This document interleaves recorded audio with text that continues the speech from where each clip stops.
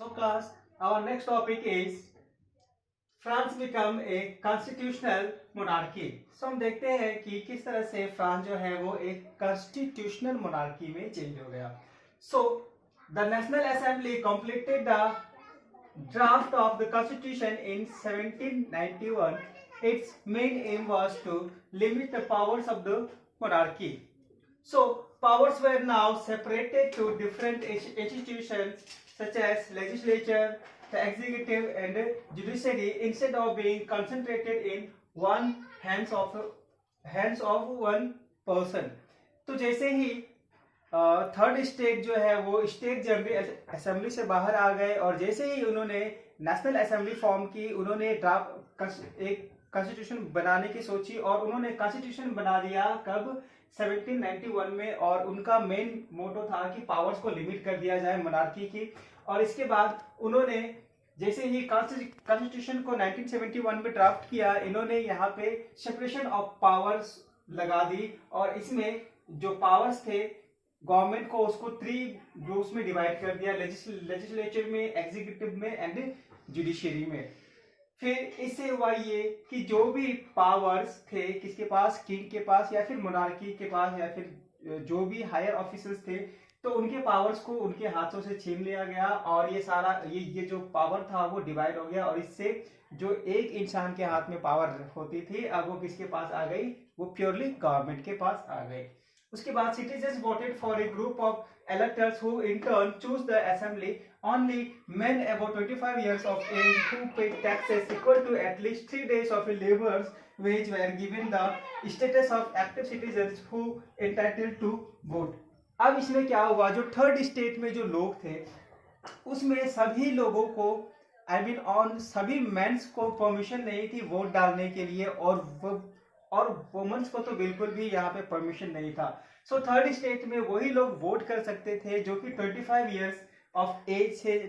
Years as से ज्यादा थे और वो लोग जो कि टैक्स पे करते थे गवर्नमेंट को। और टैक्स भी कितना, जो कि एक लेबर का 3 दिन का सैलरी होती है या फिर 3 दिन का जो वेजेस होता है उसके इक्वल अगर वो टैक्सेस पे करते थे तो उन्हीं लोगों को ही एप्लीकेबल माना जाता था वोट करने के लिए। So this policy was adopted in third state regarding voting. उसके बाद फिर देख लेते हैं कि फिर और क्या चेंजेस आए। The constitution declare the right to man and citizens. अब हुआ ये कि जैसे ही इन्होंने कॉन्स्टिट्यूशन ड्राफ्ट की, लेजिस्लेचर, एग्जीक्यूटिव, जुडिशरी में डिवाइड किया, उसके बाद फिर जो कौन लोग होंगे जो कि वोट करेंगे ये डिसाइड हो गया। उसके बाद गवर्नमेंट में उन्होंने डिसाइड किया कि there should be some right given to the people, तो उन्होंने कुछ बेसिक राइट्स भी दिए हैं। अब वो पहला राइट है right to life, right to freedom of speech, freedom of opinion, right to equality before law. इस तरह के राइट्स जो है वो दिए गए। सो इस तरह से France become a constitutional monarchy. So class, our next topic is France abolished monarchy and become a republic. So let's see how France became republic. So Louis XVI had signed the constitution, but he entered into secret negotiation with the king of Persia.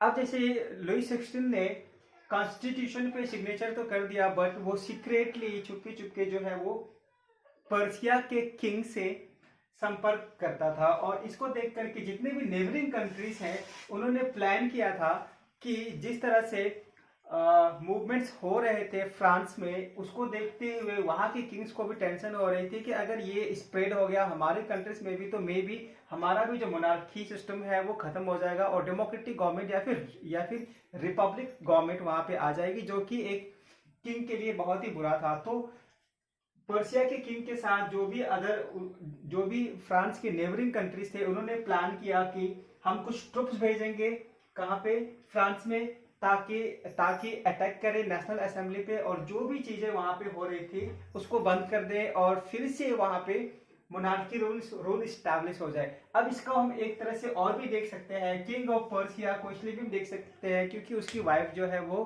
Persia से थी, तो Persia से जाहिर सी बात है उनको बहुत ज्यादा हेल्प मिल सकता था।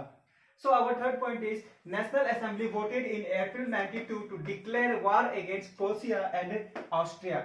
अब जैसे ही ये बात लोगों को पता चली, नेशनल असेंबली को पता चला, नेशनल असेंबली ने सीधे सीधे वार डिक्लेयर कर दिया अगेंस्ट प्रोसिया एंड ऑस्ट्रिया। इस वार में हुआ ये कि बहुत सारे जो भी पीपल थे थर्ड स्टेट के, उन्होंने एज ए वॉलंटियर उसमें ज्वाइन हो गए और उन्होंने एक आर्मी बना ली। मीन्स थर्ड स्टेट के लोगों ने, पीजेंट्स ने, फार्मर्स ने, आर्टिसंस ने, उन्होंने एक आर्मी बनाई और उसमें शामिल हो गए और वो एक बहुत बड़ी आर्मी बन गई। और उनका मेन मोटो था to destroy the kingship and aristocracies all over Europe. So king, you know, aristocracies means officers या फिर ऑफिशियल्स जो भी थे वहां पे, उन सब को खत्म कर देना और यहाँ पे कंप्लीट रिपब्लिक या फिर कंप्लीट फ्रीडम लाना।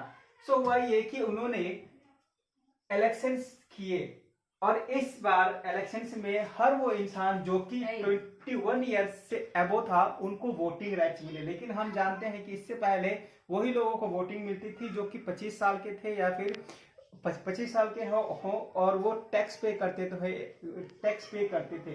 लेकिन अभी जैसे ही ये डिमांड आया, जब वार डिक्लेयर हो गई, तो वहां पे कॉन्स्टिट्यूशन में उन्होंने अमेंडमेंट किया और 21 ईयर्स रख दिया। और इसमें हर वो लोग, स्पेशली मैन नॉट वुमेन, जितने भी मैन थे जो कि 21 ईयर्स थे, उन्होंने वोटिंग करना शुरू कर दिया और इन्होंने एक ऐसा कॉन्स्टिट्यूशन ड्राफ्ट किया जो कि लुई 16 के अगेंस्ट में हो।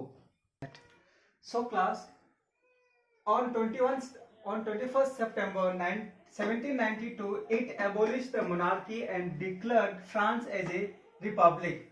In that period, Louis XVI was sentenced to death by a court on the charge of treason. Treason means देशद्रोह। Lord Louis XVI को after being republic, Louis XVI was sentenced to death because of treason, and on 21st January 1973 he was executed publicly at the Palace de la Concorde, and after that Queen Marie Antoinette met with the same fate. Means यहाँ पे हम कह सकते हैं कि 1973 को और 21 जनवरी 1973 को लुई 16 को पब्लिकली क्या कर दिया गया, फांसी दे दी गई। और उसके कुछ दिनों के बाद जो है उसकी वाइफ या फिर जो क्वीन थी मारियो एंटोनियो, उसको भी उन्होंने फांसी दे दी। और इस तरह से लुई 16 का जो भी साम्राज्य था या फिर जो भी उसके रूल्स थे वो फ्रांस से खत्म हो गए और फ्रांस बिकेम प्योरली ए रिपब्लिक कंट्री।